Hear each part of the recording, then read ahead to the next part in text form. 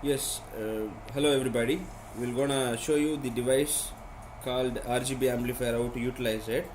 Firstly, there are three device involvement if you think about using RGB amplifier. First one would be Fibaro RGB controller.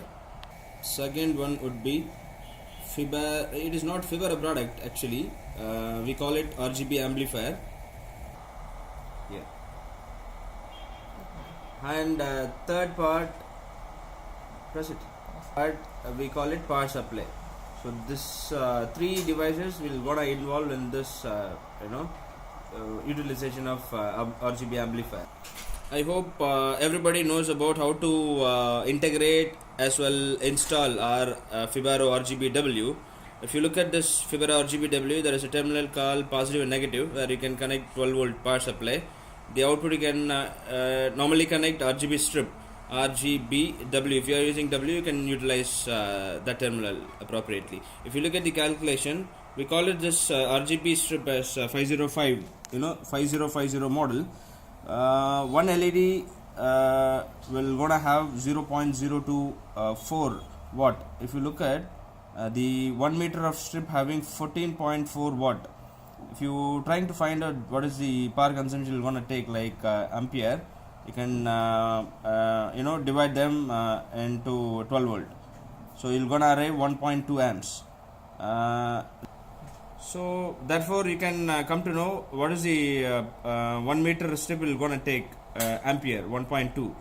So with the help of Fibaro RGB controller, you can connect 5 to 8 meter of strips directly.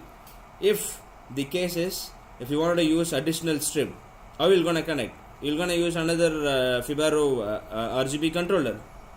So absolutely not. Why? Because it is commercially not viable.